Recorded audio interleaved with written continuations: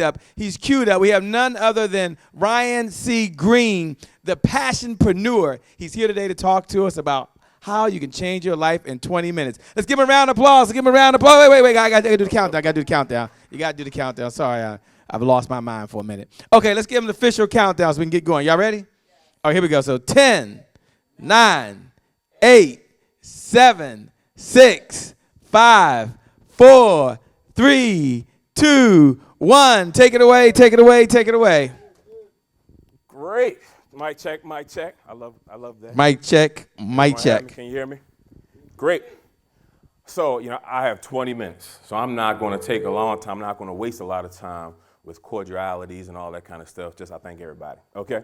So they asked me to speak and really help you change your life. So I have 20 minutes going to change your life, and I want to pretty much start with my story. Before I get into it, some of my contact information, you can find me at ryancgreene.com. That's Greene with an E. And I have a very special gift I'm going to give you all at the end. For those who are home, thank you for watching, no matter where you are. So definitely thank you for that. So we want to jump right into it. Can I get the slideshow up? Great. There we go. Let me see. Oh, here we go. It's on. All right. So let me tell you a little bit about myself. Some of you may not have heard of me. And I always take that as if you haven't heard of me, then it's my fault, okay? So a little bit about myself. As you can see, I host a podcast called the Passionpreneurs Podcast. You can listen to that at www.thepassionpreneurs.com. I've written 5 books, okay? I also have a publishing company, so I've published several books as well, many Amazon.com bestsellers. You see right here the Fit Life Kids DVD. We're releasing a children's workout DVD. Those 2 beautiful children on the cover are my kids, Jordan and Jaden. So these are just some of the things that I do. I also have a mobile app. So those have Apple, you have Android, I have a mobile app. Now, I don't share this stuff to impress you. All right, I'm lying. I do hope that you're impressed a little bit by some of the stuff. But what I want to do is, this is where we are right now, but the big point I want to make is all of this almost never happened. It almost never happened. Let me take you back, okay? I want to take you back to 2005. 2005, I embarked upon this thing called a speaking career, this thing called being an author. And I published my first book, Success is in Your Hand, 19 Keys to Unlocking the Successful Person You Were Designed to Be. And you can see it was released on my birthday, my 30th birthday. I released this book. Things started going well, 2006, 2007. I began hosting a radio show, started doing some TV shows as well. I was doing seminars. Things were starting to take off, right? So anyone who's been speaking, you know how it feels when people start calling you, right? So that's what happened with me. And then 2008, I had a crazy idea to write a second book. My second book was My Little Black Book of Leadership, 15 leadership lessons I learned from my ex-girlfriends. I know you're saying, Ryan, ex-girlfriends? Yeah, it was ex-girlfriends. So in this book, I didn't deal with drugs. I didn't have alcohol. It was women. It was girlfriends. And so it's the story of me coming up, but each chapter I tell a story about a past relationship, but then I pull leadership lessons out of each one of them. So it's kind of half memoir, half self-help. You'll never read another book like it.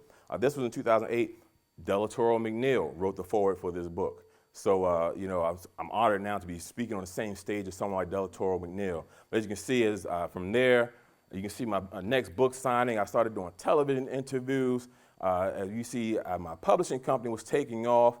Things were really starting to go well. I'm like, oh, this is it. Yes, I'm making it. Then 2009 happened. I got punched in the grill. 2009, it was January. It was the night before I was hosting a Dream Day seminar that I do with some of my fellow colleagues I was doing back then. Had 100 people register for an event. Coming out the night before that event, my then wife told me she was leaving. Wow. What do? I'm out to go out and motivate hundreds of people the next day, and here it is, my life is falling apart. What do you do? Lo and behold, she ends up leaving. We break up. So from 2009 to 2012, I quit.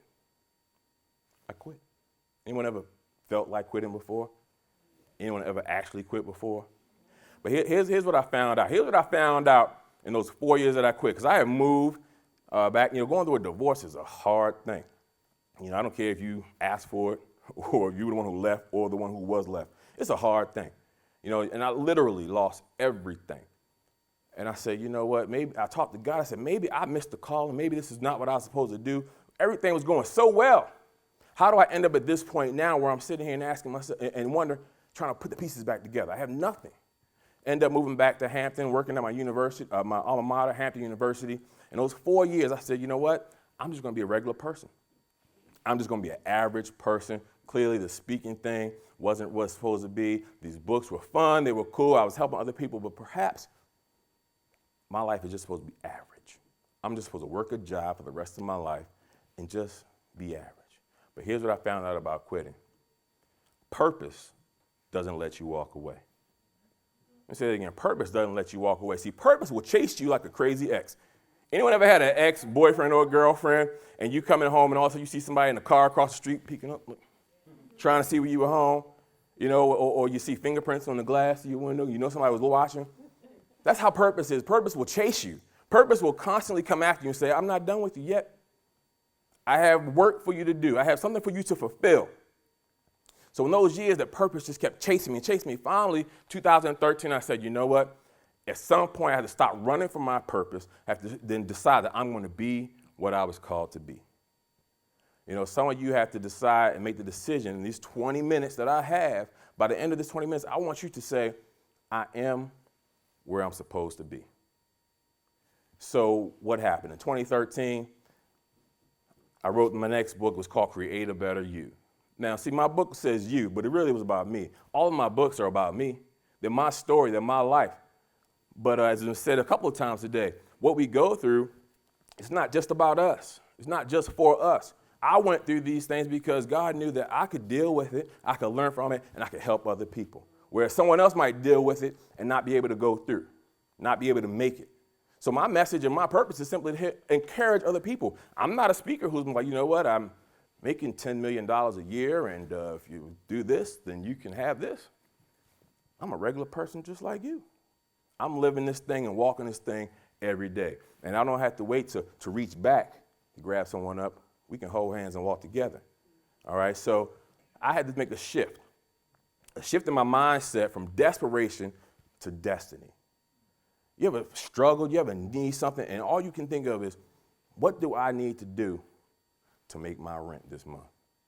How many authors in the room? How many authors are at home? Whether you're an author, whatever you're selling, if you're a business owner, when you start asking, you start calculating your business, if I can sell 15 of these this month, I'll be good.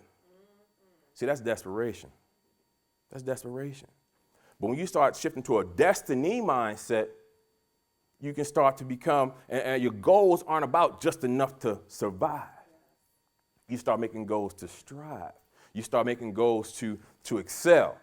So that's where Create a Better You came from. I'm going to share just 3 pieces, 3 steps, 3 elements. There's 12 essential elements to creating a better life for yourself. So I'm just going to share 3 with you real quick. And the first thing I had to do was create a better connection.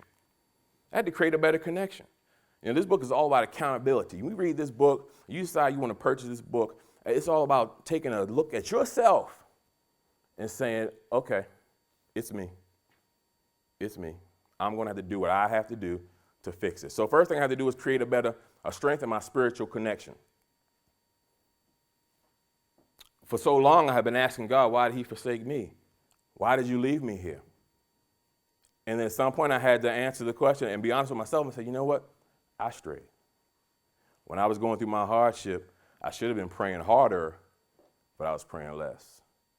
I should have been digging deeper into the word, but I was doing something else. So the strengthening of your spiritual connection, whatever your belief is, you need to strengthen that spiritual connection because you got to understand that we're not just here alone, okay? We were all designed for the next thing is your purpose. Strengthen your purpose connection. I let go of my purpose. I had decided that what I was designed, I knew what my purpose was.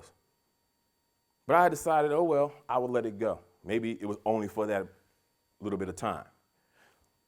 But what is your purpose? What were you called for? What have you let go? What have you allowed to get in the way and you decide and started saying that, if it happens, it happens. Maybe I'll do it later. You need to grab that purpose, own that purpose, and say, this is who I was designed to be. This is what I was created for, and strengthen it and become that. Every day, look at it, write it down. Look at that purpose and say, this is who I am. I am where I'm supposed to be. Then strengthen your people connection. I touched on this a little earlier today. Strengthen that people connection, because nothing can happen. No great act has ever happened by one person. I think John C. Maxwell was the first person I heard say that. Sometimes it's hard to quote people because everyone starts taking stuff. John C. Maxwell was the first person I heard say that. No great action was ever accomplished by one person. You need people. This event right here is all about people. This is about strengthening your people connection. When I saw the opportunity to speak, I said, I've got to be at that event. Doesn't matter how long it is. I've got to be there, because these are the kind of people I need in my life. These are the kind of people I need to be around. You know, I was hosting a radio show when I was in Hampton. Well, I was hosting before that. I stopped. I got with a friend. We started hosting a radio show. Just little steps, baby steps, getting back to where I was supposed to be. Getting around different people, because you can sit there and have your own pity party and no one will care. No one will know. You'll go on Facebook. You'll talk about, there's two kinds of people. People who will come and say, I'm so sad, such and such happened. And then those kind of people will leave those cryptic messages, you know, but like, I better not open the window on a half moon. And they make you ask them, what the heck are you talking about? Because they're sad, but they want to bring you in. But see, you get around different people who encourage you, who build you, who help you grow. That's when you start to build that, create a better connection, start creating a better you. The next thing is create a better now. Create a better now. It said that where we are today is the average of our actions 5 years ago. So if we want a better 5 years from now, we have to create a better now. We've got to start doing things now, regardless of what's going on in our lives. We have to start doing it now to make sure that we are creating a better future. So how do we do that? First of all, we stop letting our circumstances be our cop-out. Well, I'm unemployed. Well, I've got kids. Well, my wife left me. Well, I can't get a job. Those are all circumstances, but they can't be our cop-out. They can't be the reason why we can't do it. They have to be the reason why we must do it. You don't want to have the same problems next year that you have right now. It's not going to change. You know, you don't want to have to keep telling people, oh, I wish I could. Just give me another month till my money get right. Anyone ever heard this? I'm just waiting for my ship to sail in. Knowing that the ships don't come in, you know, it's like, well, what are you waiting? When is it? You better go swim out to that ship. Okay? Make sure you got that right. All right, so next, use what you have today to springboard into a better tomorrow. What do you have right now? So when I was sitting in Hampton and I decided, you know, I've got to do better, when I came back in 2013, I said, what do I have? How do I start back to where I was supposed to be? Because I knew I was called to speak. I knew I was called to, what I do, Greenhouse Media is a media company. It's not just speaking, but we do, as I showed you, videos. We're going to be movies and television programs. All that is coming. But what did I have right then? I was broke, working at an alma mater, getting paid once a month. Holly had enough to make it through 31 days. I had about 27, I got paid for like 27 days. I had enough money for 27 days. Them last 3 or 4 days was tight, you know? But so what do? You know, what do you have now? For me, it was my voice. Now, I don't mean the way I sound, although I've gotten a few compliments, but I meant my influence. I meant the fact that I could speak and people would listen, that I had a circle of people who still look, even though they didn't know what was going on in my mind. Because you will never know if I'm having a good day or a bad day just by hanging around me. It's because I'm the same. So those people who didn't realize, oh, Ryan is really going through, people knew I had gone through a divorce. They didn't really know that, I didn't really know that I was dealing with depression, that I was really trying to, you know, I was stuck. So I had my voice, I had my influence. They were still coming to me looking for advice, looking for answers. And I'm like, I wish y'all would leave me alone. I don't know. I need the help. You know, where does the motivator go to get motivated? So for me, I had to start using my voice. I started a blog. It didn't cost any money to start a blog. I started the radio show again, the Ryan and Brian show with one of my friends from Hampton, Brian Johnson. We started our own online radio show. So this was things that they weren't, you know, high-end goals, but it was just something to get me back get me going again to what I was purposed to be. So what is it for you? What little steps can you take this weekend? You made the sacrifice to come here live. You made the sacrifice to watch online, whether you watch for 1 hour or all day long. What can you do right now, this weekend? What can you take and start right now to springboard into a better tomorrow? Third thing, the third piece I'm going to go through is when we're talking about is, let's see right here. My thing went away. Here we go. All right. Stop being a hostage by your past. Stop being held hostage by your past. Now, I'm not going to spend a lot of time on this because we've had some great speakers already who've talked about this. But some people, you either feel guilty by your past. Maybe you have anger from your past. But Jim Rohn always talks about a positive mental attitude. And one part of that is 4 pieces, but one part is how you feel about your past. Because see, how you feel about your past affects how you deal with people in the future. If you have issues and you have anger and you have hurt towards someone, then you start to project that on other people. So at some point, you have to give yourself permission to let it go. You have to give yourself permission to say, I've got to move on. My past is my past. It was not there to destroy me, but to build me up. All right, then last thing I want to talk about is creating better dreams. Creating better dreams. See, some of us aren't dreaming big enough. I talked about going from desperation to destiny. Dreams are man-made. Purpose is God-made. Destiny is where the two of them meet. See, purpose, God gave us our purpose. But dreams, that's on you. You have the power to decide how big you want to dream. You have the power to decide what it is you want to accomplish. All right? So God, you know what your purpose is. And there's things that you can either do that you know how to do. There's things that you are good at. There's things that you enjoy. But what is the dream? See, some of us just dream. I just dream to be able to get a job. Some people dream to be able to create jobs. So how big are you dreaming? Changing that dream, making that dream bigger will cause for bigger results. And I talked again about shifting from desperation to destiny. Here's what I found out when I wrote my book.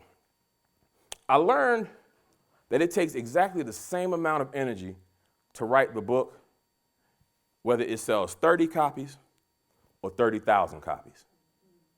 So if it takes the same amount of energy to write the book for 30 copies, or it sells 30,000 copies, why would I sell myself short on the back end and only think I can only sell 30? Why would I make a marketing plan and say, okay, I'm going to go out and sell 30 copies? Why don't I have in my mind, I'm writing this book and it's going to sell 30,000 copies? What plan do I need to put in place to make that happen? Some of us, again, we're dreaming too small.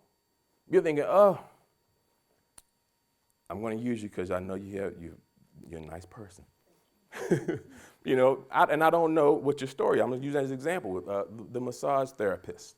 You know, what if your dream was, I just want to have one table, one massage, do a couple a day, and I'm good. Versus, I might be able to turn this thing into a franchise and have people owning massage, what do you call them? I know this, salon spas all across the country with my name on it. But we got to think bigger. We've got to be able to, the same energy goes into formulating that spa. The same energy goes in, whether it's one or franchise. It's the same energy. But for so many of us, we sit there and we only think about, I can't be a millionaire. I say I want to be, but I really can't be. So, but I know I can make $30,000. I've done that before. So let me just try to make $30,000 with this idea. And then we come to events like this, and we see people walking across the stage talking about they're making millions, doing the same thing. And this is about no one here. But anyone ever been to an event and you say, you know what? They weren't as good as me. I could probably have done that. But it's not always about talent. It's about how big they dreamed and how much energy and work they put into it. I tell my kids all the time, they say, that's not fair, that's not fair. I say, life isn't fair, life is just. Life gives you what you earn. So yeah, it'd be fair in the game of life if everyone tried and everyone succeeded. Everyone got the gold medal. Everyone got the blue star, the gold star rather, for trying. That'd be fair, but that wouldn't be just. Those who work, those who go after it, are the ones who succeed. That's how it works. Then finally, on the dream side, is that dreams deferred are not dreams denied. Dreams deferred are not dreams denied. Now, earlier on, I showed you a slide about the Fit Life Kids. That is the workout DVD that my kids are releasing September 1st. September 1st. It's been a long journey. This idea came to me 6 years ago. 6 years ago, I was like, you know what? Kids need to get fit. And I said, my kids are going to be the ones to lead this campaign.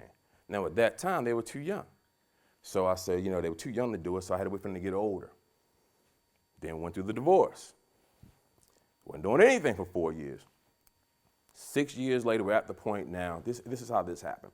And this is why, you might hear people tell you, don't share your dreams with people. Keep it to yourself. See, people have a scarcity mindset. I don't want to tell nobody my idea. They might steal it. What God has for you is for you. Can't nobody take it. They may try, but it won't be what you had. But I encourage you to share your dreams with everyone. Tell everyone your dream. Here's what happened to me. All right, this year. I had the idea, but I wasn't pursuing the DVD, okay? I was meeting with a gentleman, a publishing friend of mine. We only had business together to do book publishing and marketing. I was meeting with him on a totally different idea. We had a meeting. We were going to talk about some things. Cool. I'm going, and he starts talking. And he says, well, tell me what you're up to. I wasn't expecting that question. So I just threw out something like, I'm working on a DVD with my kids. Anybody ever sell your own dream short? Like, I'm doing this little something. I'm working on the book. Okay. He said, well, tell me about it. Okay. So I tell him about it, what it is. He's like, so what do you need to make that happen? I'm like, well, I need XYZ dollars. I said, He said, well, what do you really need? Like, how much do you really need? Because, see, people always ask, this is him talking, he said, people will come to me and say, they'll ask for what they think they can get, not what they need. I'm like, well, shoot, I don't know. I didn't come here to ask him for money or anything like that. That's not what I was expecting to meet him about. I said, well, let me get back to you, right? And I told him, I said, I probably need this amount of money. That was a capital this because it was bigger. He said, okay. How about I fund the whole project for you and you give me a percentage? I was like, what? Okay. So we discussed it, we worked it out, and here it is 6 years later. That dream was deferred. It was pushed back, but it wasn't denied. Because then sharing that dream with someone else, 6 years later on a totally different, unrelated meeting, sharing my dream with someone else, this came about. So you never know who or when someone is that you're going to reach out to someone and they're going to hear you talking and want to bless your life. So share your dreams, share your big dreams with everyone. I sell books. The book is simply a business card, okay? This is simply a business card. I give this to someone, this is just a permission for me to contact them to learn a little bit about me, and for us to create a relationship, okay? It's not just about this. It's about everything that can come from that after that. So you the same way, whatever it is that you're doing, this is not the end all be all. I can't get rich off of $15 books at, book signings. This is the beginning. And we have to learn to dream bigger. So this is what I want to do.